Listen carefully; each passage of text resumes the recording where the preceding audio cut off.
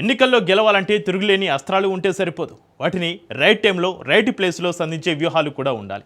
Perfect స్ట్రాటజీలు లేకపోతే ఎంత బలగాలు ఉన్నా ఫలితం ప్రతికూలంగానే వస్తుంది. అందుకు బెంగాల్ రిజల్టే ఉదాహరణ. 15 ఏళ్ల పాటు తిరుగులేని విధంగా బెంగాల్ను శాసించిన మమత తాజా ఎన్నికల్లో కమలనాథుల ముందు ఓటమి అంగీకరించక తప్పలేదు. 15 ఏళ్ల పాలనపై వ్యతిరేకత, మోడీ షా ద్వయం పన్నిన వ్యూహాలు దీదీ కంచుకోటను బద్దలు కొట్టాయి. కమలానికి తిరుగులేని విజయాన్ని కట్టబెట్టాయి. అయితే ఈ గెలుపు అంత ఈజీగా రాలేదు. తాజా ఫలితాల వెనుక దీదీ తప్పులతో పాటు బీజేపీ అమలు చేసిన పక్కా వ్యూహాలు కూడా ఉన్నాయి. ఇంతకు బెంగాల్ దంగల్లో బీజేపీకి ఈ రేంజ్ రిజల్ట్ ఎలా సాధ్యమైంది? మమతా బెనర్జీ చేసిన తప్పులేంటి? తాజా ఫలితాలతో తృణమూల్ కాంగ్రెస్ కథ ముగిసినట్టేనా? Let's watch.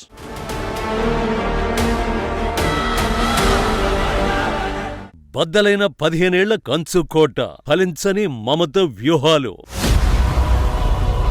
Modi Shah magic గెలుపుని decide చేసిన 6 అంశాలేంటి? దీది లెక్క ఎక్కడ తప్పింది? బీజేపీని తక్కువ అంచనా వేశారా?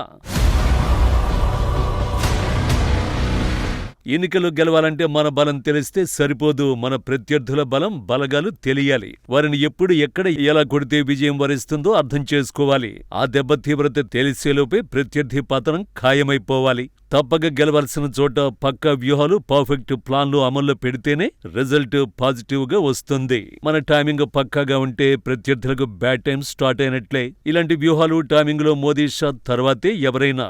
ఈ ఇద్దరు సీన్లోకి దిగితే సొంత బలాల కంటే ప్రత్యర్థి బలహీనతలపైనే ఎక్కువగా ఫోకస్ చేస్తారు. వ్యూహాలు చేయడమే కాదు, వాటిని రైట్ టైంలో పర్ఫెక్ట్ టైమింగ్ తో ఎగ్జిక్యూట్ చేయడంలోనూ వీరి తర్వాతే ఎవరైనా. బెంగాల్ రిజల్ట్ వెనుక అలాంటి వ్యూహాలు, టైమింగే ఉన్నాయి. 15 ఏళ్ల పాలనపై వ్యతిరేకత పెరుగుతున్న వేళ మమతతో తమ మాకు మైండ్ గేమ్ ఆడారు. హిందుత్వాంశాన్ని జాతీయవాదంతో లింక్ చేసి తృణమూల్ కాంగ్రెస్ పై బ్రహ్మాస్త్రం సంధించారు.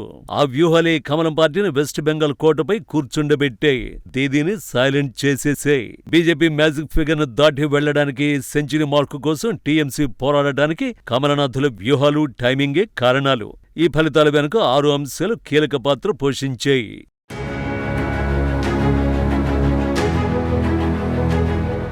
10 ఏళ్ల కంటే ఎక్కువ కాలం అధికారంలో ఉన్న ఏ పార్టీకైనా ఎదురయ్యే అతి పెద్ద సవాలు ప్రభుత్వ వ్యతిరేకత. బెంగాల్లో ఈసారి అది స్పష్టంగా కనిపించింది.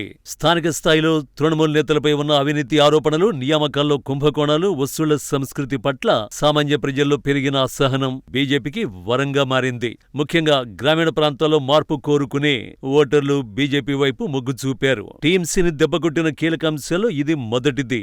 రెండోది లెఫ్ట్ ఓట్లు రైట్ కు మళ్లడం. ఈ ఎన్నికల్లో అత్యంత కీలకమైన అంశం లెఫ్ట్ ఓట్ల బదిలీనే. ఒకప్పుడు బెంగాల్ను ఏలిన వామపక్షాల ఓటు బ్యాంకు క్రమంగా క్షీణించి అది నేరుగా బీజేపీ ఖాతాలోకి వెళ్లింది. ముందు రాముడు, తర్వాత వామపక్షం అనే నినాదం క్షేత్రస్థాయిలో రిజల్ట్ ఇచ్చింది. టీఎంసీని ఓడించగల ఏకైక శక్తి బీజేపీ అని నమ్మిన లెఫ్ట్ ఓటర్లు వ్యూహాత్మక ఓటింగ్ ద్వారా బీజేపీకి మద్దతు పలికారు. ఇది అనేక నియోజకవర్గాల్లో బీజేపీ అభ్యర్థుల గెలుపును సులభతరం చేసింది. ఇక మూడో అంశం కేంద్ర పథకాలు. మోడీ ప్రభుత్వం అమలు చేస్తున్న కిసాన్ సమ్మాన్ నిధి, ఆయుష్మాన్ భారత్ వంటి పథకాలు బెంగాల్లో అమలు కాకపోవడాన్ని బీజేపీ తన ప్రచారాస్త్రంగా మలుచుకుంది. మోదీ ఇమేజ్, డబుల్ ఇంజిన్ సర్కారు ఉంటేనే అభివృద్ధి సాధ్యమని ప్రజలను నమ్మించడంలో ఆ పార్టీ సఫలమైంది. మహిళా ఓటర్ల కోసం కేంద్రం ప్రవేశపెట్టిన ఉజ్వల యోగా వంటి కీలక పథకాలు కూడా మహిళల్లో బీజేపీ పట్ల సానుకూలతను పెంచాయి.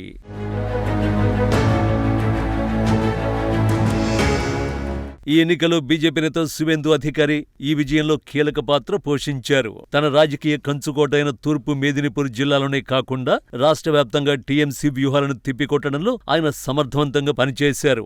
మమతకు అత్యంత సన్నిహితుడిగా ఉండి తర్వాత ప్రత్యర్థిగా మారిన సువేందు టీఎంసీలోని లోపాలను ప్రజల ముందు ఉంచడంలో విజయం సాధించారు. ముఖ్యంగా భవానీపూర్, నందిగ్రామ్ వంటి కీలక స్థానాల్లో ఆయన కనబరిచిన పోరాట పటిమ కార్యకర్తల్లో ఉత్సాహాన్ని నింపింది. ఇది 4వ అంశం.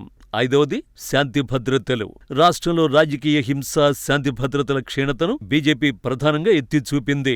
హిందూ ఓట్ల ధృవీకరణ కూడా ఈ ఎన్నికల్లో ప్రధాన పాత్ర పోషించింది. సందేశ్ ఖాళీ వంటి ఉదంతాలు మహిళా ఓటర్లను టీఎంసీకి దూరం చేయడంలో బీజేపీకి సహాయపడ్డాయి. చివరిదైన 6వ అంశం ఓటర్ల జాబితా ప్రక్షాళన.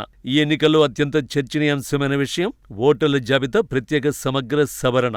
ఎన్నికల సంఘం చేసిన ఈ ప్రక్షాళనే బీజేపీ గెలుపునకు దోహదపడింది అంటున్నారు. మమత సైతం సర్ పేరిట బీజేపీ ఓట్లను దోచుకుందని ఆరోపించారంటే తాజా ఫలితాల్లో ఎన్నికల సంఘం ప్రక్షాళన ఎంతో ప్రభావం చూపించిందో అర్థం చేసుకోవచ్చు. గెలిచే స్థానాల్లో సర్వశక్తులు ఒడ్డి పోరాడడం, ఉధృతంగా ప్రచారం చేయడం, బూత్ స్థాయి వ్యూహరచన ఒక ఎత్తైతే ప్రత్యర్థి బలహీనతలపై దెబ్బ కొట్టడం మరో ఎత్తు. బీజేపీ అది చేసింది. తిరుగులేని విజయం సాధించింది.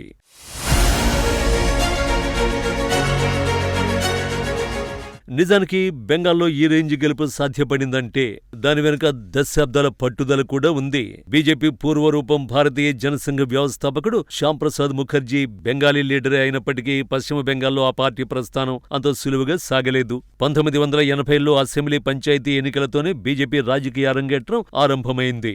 అసెంబ్లీ కంటే స్థానిక ఎన్నికల్లోనే ఎక్కువ విజయం సాధించింది. కాలక్రమేణా నిలకడగా తన ఓట్ల శాతాన్ని పెంచుకుంటూ మంచి పనితీరు కనపరిచిన బీజేపీ ఎట్టకేలకు ప్రభుత్వం ఏర్పాటు చేసే స్థాయికి చేరుకుంది. 2011 అసెంబ్లీ ఎన్నికల్లో ఒక్క సీటు కూడా గెలవలేకపోయిన బీజేపీ 2016లో 3 ఎమ్మెల్యే స్థానాలు గెలిచింది. చివరకు 2019లో 40% ఓట్లతో 18 లోక్సభ స్థానాలు, 2021 ఎన్నికల్లో 39% ఓట్లతో 77 అసెంబ్లీ స్థానాలు గెలిచి ప్రధాన ప్రతిపక్షంగా అవతరించింది. 2021 ఎన్నికల ముందు టీఎంసీలోని కీలక నేతల్ని బీజేపీ తన వైపు తిప్పుకుంది. మమతా బెనర్జీకి కుడి భుజం లాంటి సువేందు అధికారి బీజేపీలో చేరారు. నందిగ్రామ్లో దీదీని ఓడించి సంచలనం సృష్టించారు. ఇలా టీఎంసీ అంటే గిట్టని వర్గాలను తమ వైపు తిప్పుకోవడం, హిందుత్వ అజెండా, ప్రభుత్వ వైఫల్యాలను ప్రస్తావించడం, మోదీ షా ద్వయం కారణంగా 2021 ఎన్నికల్లో బీజేపీ పశ్చిమ బెంగాల్లో దాదాపుగా గెలిచినంత పని చేసింది. కానీ మమతకు మహిళలు, ముస్లింలు అండగా నిలవడంతో కమలం పార్టీ అధికారంలోకి రాలేకపోయింది. ఈసారి మాత్రం బీజేపీ గెలుపును మమత అడ్డుకోలేకపోయారు.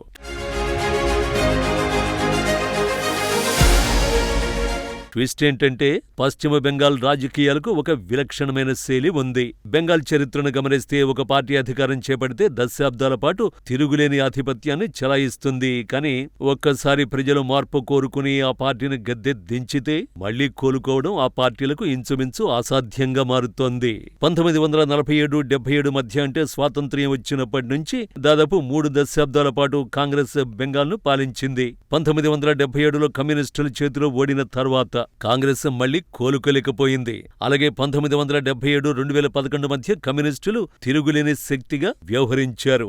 2011లో మమతా బెనర్జీ పరివర్తన్ నినాదంతో కమ్యూనిస్టుల కోటను బద్దలు కొట్టారు. ఆ తర్వాత సిపిఎం ఉనికి కోసమే పోరాడాల్సిన పరిస్థితి ఏర్పడింది. 2011 నుంచి పవర్లో ఉన్న తృణమూల పరిస్థితి కూడా అలాగే ఉంటుందా అన్న ప్రశ్నలు తలెత్తుతున్నాయి. అయితే ఈ ఎన్నికల్లో టీఎంసీ ఓడినా తన ఉనికి కోల్పోయే ఓటమైతే కాదు. ఇక భవిష్యత్తులో పుంజుకోవడం, పుంజుకోకపోవడం మమత తర్వాతి వ్యూహాలను బట్టి ఉంటుంది.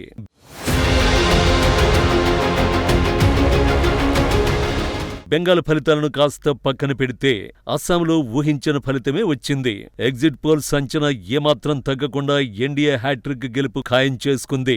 ఎన్నికల వేళ హిమంత భార్యకు ద్వంద్వ పౌరసత్వం వంటి వివాదాలను విపక్ష కాంగ్రెస్ తెరపైకి తెచ్చినా పెద్దగా ఉపయోగం లేకపోయింది. అక్కడ కూడా బెంగాల్లోలానే సరిహద్దు చొరబాటు, హిందువుల ఓట్లే గేమ్ చేంజర్లుగా నిలిచాయి. దీంతో ముచ్చటగా మూడోసారి బీజేపీ ప్రభుత్వం ఏర్పాటుకు రంగం సిద్ధమైంది. అస్సాం రాజకీయాల్లో హిమంత ఇప్పుడు తిరుగులేని నాయకుడిగా అవతరించారు. 5 ఏళ్లలో ఆయన అమలు చేసిన పాలనా సంస్కరణలు, సాహసోపేతమైన నిర్ణయాలు ప్రజలను ఆకట్టుకున్నాయి. ముఖ్యంగా శాంతి భద్రతల పరిరక్షణ, చొరబాట్లపై కఠిన వైఖరి, హిందుత్వ ఎజెండాను అభివృద్ధికి జోడించడంలో హిమంత సఫలమయ్యారు. జలుగ్బరి వంటి నియోజకవర్గాల్లో సాధించిన మెజారిటీయే ఆయన ప్రజాదరణకు నిదర్శనం. బీజేపీ ప్రభుత్వం ప్రవేశపెట్టిన అరుణోదయ్ వంటి మహిళా కేంద్రీకృత పథకాలు క్షేత్రస్థాయిలో అద్భుతమైన ఫలితాలను ఇచ్చాయి. అస్సామీ సంస్కృతిని కాపాడటం, అక్రమ చొరబాట్లను అరికట్టడం వంటి అంశాలపై బీజేపీ తీసుకున్న స్టాండ్ స్థానిక ప్రజల్లో నమ్మకాన్ని కలిగించింది. సిఏఏపై వ్యతిరేకత ఉన్న దానిని అభివృద్ధి, భద్రత అనే అంశాలతో సమర్థవంతంగా బీజేపీ కౌంటర్ చేయగలిగింది. ఈ ఫలితం ఈశాన్య రాష్ట్రాల్లో బీజేపీ పట్టును మరింత సుస్థిరం చేసింది. ఇటు బెంగాల్, అటు అస్సాంలోనూ సరిహద్దు చొరబాట్ల అంశం బీజేపీకి తిరుగులేని బ్రహ్మాస్త్రంగా పనిచేసినట్టు విశ్లేషకులు అభిప్రాయపడుతున్నారు.